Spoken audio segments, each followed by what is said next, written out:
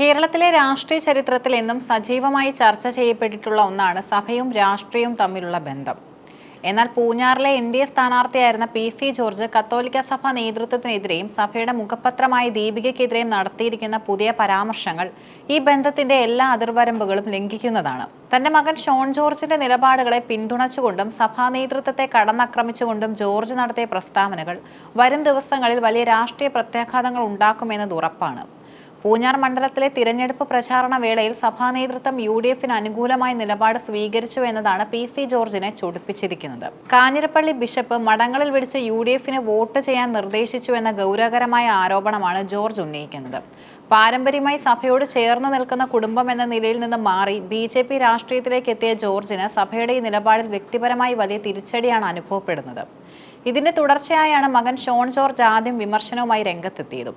ഇതിന് പിന്നാലെ PC George തന്നെ നേരിട്ട് രംഗത്തിറങ്ങി സഭയെ രാഷ്ട്രീയമായി നേരിടുമെന്ന് പ്രഖ്യാപിക്കുകയായിരുന്നു. മെത്രാന്മാർ രാഷ്ട്രീയം പറയുകയാണെങ്കിൽ അവരെ രാഷ്ട്രീയപരമായി തന്നെ നേരിടുമെന്നും അവരോട് യാതൊരു ബഹുമാനം കാണിക്കില്ലെന്നുമാണ് ജോർജിന്റെ നിലപാട്. മെത്രാന്മാരല്ല സഭ എന്ന അദ്ദേഹത്തിന്റെ പ്രസ്താവന സഭയ്ക്കുള്ളിലെ വിശ്വാസികളെയും പുരോഹിതന്മാരെയും വേർതിരിച്ചു കാണാനുള്ള ശ്രമമായാണ് വിലയിരുത്തപ്പെടുന്നത്. സഭയ്ക്ക് വേണ്ടി ജീവിതകാലം മുഴുവൻ നിലകൊണ്ട തന്നെ തഴഞ്ഞത് എന്ത് സ്വാർത്ഥ താല്പര്യത്തിനാണെന്ന് ജോർജ് ചോദിക്കുന്നു. മെത്രാന്മാരുടെ രാഷ്ട്രീയ പ്രവേശനം വിശ്വാസികൾക്കിടയിൽ ഭിന്നതയുണ്ടാക്കുമെന്നും പണ്ടത്തെ പോലെ മെത്രാൻ പറയുന്നത് കേട്ട് വോട്ട് ചെയ്യുന്ന ഒരു സമൂഹം ഇന്നില്ലെന്നും അദ്ദേഹം ഓർമ്മിപ്പിക്കുന്നു. ആധുനിക വോട്ടർമാർ സ്വന്തം നിലയ്ക്ക് ചിന്തിക്കുന്നവരാണെന്നും സഭാ നിർദ്ദേശങ്ങൾ തിരഞ്ഞെടുപ്പിൽ പ്രതിഫലിക്കില്ലെന്നും അദ്ദേഹം അവകാശപ്പെടുന്നുണ്ട്. സഭയെ പ്രതിരോധത്തിലാക്കാൻ ജോർജ് പ്രധാനമായും ആയുധമാക്കുന്നത് FCRA ചട്ടങ്ങളാണ്. വിദേശത്തു നിന്നും വരുന്ന പണത്തിന്റെ കണക്കുകൾ ബോധിപ്പിക്കാൻ സഭ വിമുഖത കാണിക്കുന്നു എന്നതാണ് ജോർജിന്റെ ആക്ഷേപം. കേന്ദ്ര ആഭ്യന്തരമന്ത്രി അമിത് ഷാ സഭയോട് ഉദാരമായ നിലപാട് സ്വീകരിച്ചിട്ടും സഭ BJP എതിർക്കുന്നത് നന്ദികേടാണെന്ന് അദ്ദേഹം വാദിക്കുന്നു.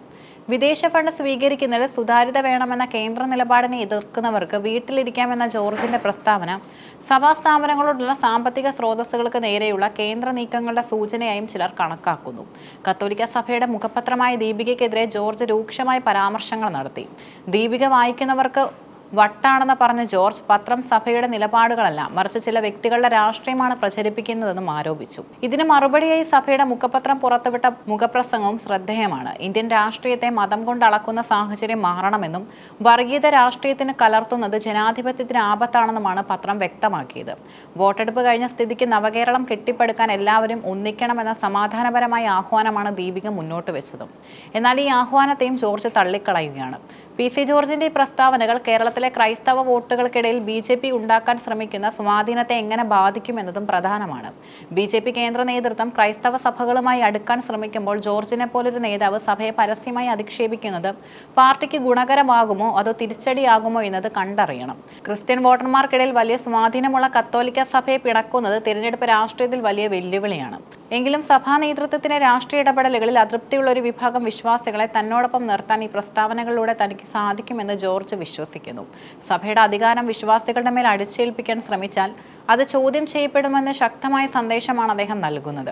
പൂഞ്ഞാറിൽ താൻ 20,000 വോട്ടിന് വിജയിക്കുമെന്ന ആത്മവിശ്വാസം പ്രകടിപ്പിക്കുമ്പോഴും സഭയോടുള്ള ജോർജിന്റെ പോരാട്ടം രാഷ്ട്രീയത്തിനപ്പുറം വ്യക്തിപരമായും സാമൂഹികമായും വലിയ മാനങ്ങൾ ഉള്ളതാണ്. സഭയും രാഷ്ട്രീയ നേതാക്കളും തമ്മിലുള്ള ഈ തുറന്ന പോര് ജനാധിപത്യപരമായ സംവാദങ്ങൾക്കാണോ അതോ വർഗീയമായ ചേരിതിരിവിനാണോ വഴിവെക്കുക എന്നത് കേരളം ഉറ്റുനോക്കുന്നു.